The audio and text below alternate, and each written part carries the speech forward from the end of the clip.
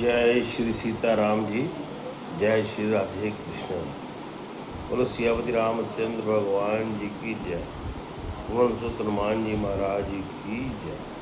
श्री बांके बिहारी जी के चरणों में नमन करते हुए और अपने मन श्री ललितगिरी गोस्वामी जी को प्रणाम नमन करते हुए श्री पंचदशनाम जूना अखाड़ा से मेरे गुरु महर्षि गिरी गोस्वामी जी को भी नमन करते हुए और आप समस्त जनों को मेरा नमन, भक्त जनों को मेरा नमन प्रणाम है। और सनातन भारत में कल मैं हनुमान चालीसा की चौपाई नहीं भेज पाया, क्षमा प्रार्थी हूँ। जब प्रभु की मर्जी है, जिस काम को चाहेंगे राम वही होगा काम। तो अगर राम जी चाहेंगे तो मैंने जैसे पहले कहा था कि मेरी कोशिश होगी कि मैं आपको हनुमान चालीसा की जो चौपाइयाँ हैं उनका अर्थ से और क्या क्या लाभ होता है जो मैंने संतों से सुना, क्योंकि मैं भी कोई बहुत बड़ा इतना विद्वान या वैसे नहीं हूँ, लेकिन अपने गुरु जी के साथ संतों के पास जाना होता है, तो उसी से मेरे को जो ज्ञान मिला है उसको आगे करने की कोशिश है।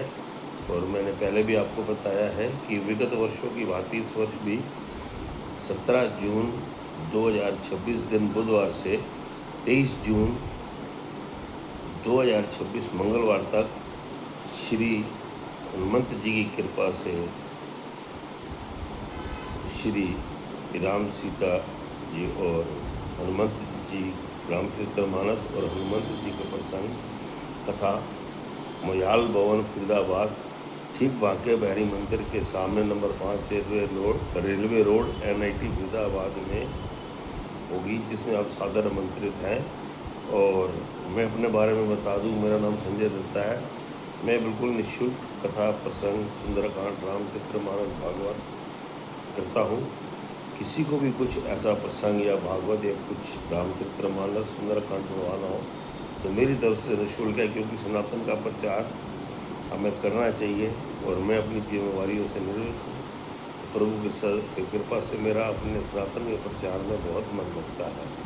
हमारी एक मोयाल बिरादरी है, उन्हीं का भवन यहाँ नेशन 125/5 में बना हुआ है और यहाँ के अध्यक्ष श्री उमेश दत्ता जी हैं, तो उनको भी मैं नमस्कार करता हूँ और आप सादर आमंत्रित है। अब हम चलते हैं हनुमान चालीसा जी की, जो कल से आगे चले थे। मैंने कल आपको बताया था कि श्री गुरु चरण सरोज निज मन मुकुर सुधार वर्ण और रघुवर विमल जसु जो दायक फलचार बुद्धिहीन तनु जानिके सुमिर पवन कुमार बल बुद्धि विद्या देहु मैं हरो क्लेश विकार। अगर आप मेरी वीडियो को सब्सक्राइब करेंगे सनातन भारत चैनल को, तो आपको सारा उसका मतलब पता चल जाएगा, क्योंकि मैं लगातार भेज रहा हूँ। और उसमें एक चौपाई मैंने आपको बताई थी, जय हनुमान ज्ञान गुण सागर जय कपीस तिहु लोक उजागर। उसका ही मतलब बताया था आपको, और उसको पढ़ने से क्या लाभ होता है ये भी बताया था आपको। जय हनुमान ज्ञान गुण सागर जय कपीस तिहु लोक उजागर। तो उसको पढ़ने से क्या होता है कि जैसे तीनों लोगों में उजागर हो जाते हैं। जय हनुमान ज्ञान गुण सागर,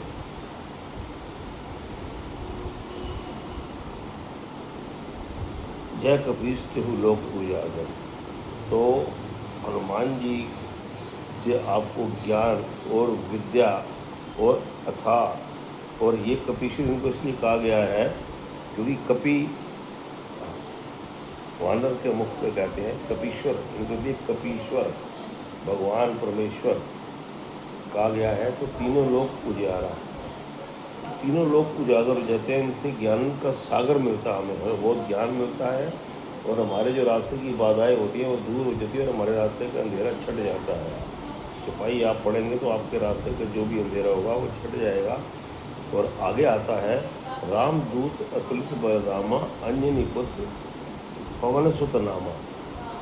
राम जी के ये दूत हैं, इनकी आज्ञा के बिना राम जी के दर्शन नहीं होते। और माता अंजनी के ये सपुत्र हैं और इनके समान कोई बलवान नहीं है। यदि आपकी काया में कोई निर्बलता या कुछ आ रही है तो भी चौपाई पढ़ने से माता अंजना की भी कृपा आप पर होगी। तो राम जी तो सदैव नाम साथ आ ही गया राम जी का, तो राम जी की कृपा भी आप पर होती रहेगी। आगे आता है इसमें, महावीर विक्रम बजरंगी कुमति निवार सुमति के संगी। महावीर बजरंग बली, आप वज्र के समान अंग वाले और विशेष पराक्रम वाले हैं। आप दुर्बुद्धि, बेकार बुद्धि, दुर्बुद्धि को दूर करते हैं और कुमति को दूर करके सुमति, अच्छी बुद्धि के सहायक होते हैं। हमारे अंदर कोई बुरे विचार या बुरी भावना किसी के प्रति आ रही है तो वो चली जाएगी और हमारे अंदर अच्छी भावना जागृत होगी। इसका फल हमें ये मिलता है कि राम जी की कृपा बनी रहती है और हनुमंत जी की कृपा भी बनी रहती है। आगे आती है, कंचन बरन विराज सुबेसा कानन कुंडल कुंचित केसा हाथ बाजी और ध्वजा विराजे कांधे मुंजे जनेऊ साजे। तो आपके जो सुनहरे बाल, सुंदर वस्त्र और कानों में कुंडल, घुंघराने बालों में आप सुशोभित है। जो व्यक्ति ज़्यादा सुंदर या उसको सुंदरता में लगता है नहीं है तो उसकी सुंदरता प्राप्त होगी।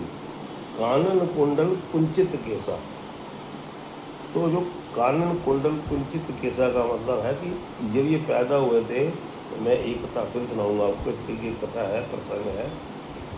कुंडल इनको साथ ही मिले थे क्योंकि शिव भोलेनाथ जी के 11 रुद्र हैं, तो कुंडल इनको साथ ही मिले थे। इसकी मैं बात कभी आपको बताऊंगा। और जो व्यक्ति अपने आप को समझता है कि मैं संसार की दृष्टि में सुंदर नहीं लगता, शरीर रूप से ना भी लगे लेकिन मन से लोग उनको इतना सुंदर समझेंगे, उनकी भावनाओं को इतना आदर करेंगे कि आप सोच भी नहीं सकते। हाथ बज और ध्वजा विराजे कांधे मुंदे जनेऊ साजे। हाथ में इनके हमेशा वज्र, वज्र जो होता है, हाथ वज्र और ध्वजा विराजे। जो इनकी ध्वजा है वही एक वज्र के समान है, इसलिए घर की छत पर कहते हैं हनुमंत जी की ध्वजा लगी हो तो उस घर के आसपास कोई भूत पिशाच या कोई चीज़ नहीं आ सकती। और वो जब जितनी लहराती है उतनी जो बुरी चीज़ें उससे दूर हो जाती हैं। और कांधे मुंजे जनेऊ साजे, जो इनके जनेऊ सजता है, कांधे मुंजे जनेऊ साजे, जो होता है जनेऊ पहन के रखते हैं, उसकी शोभा ही अलग है।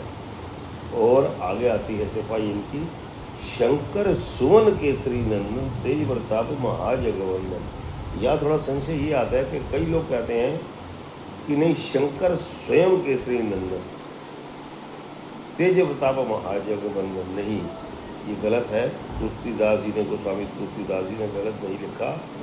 शंकर सुवन केसरी नंदन तेज प्रताप महाजगवंदन।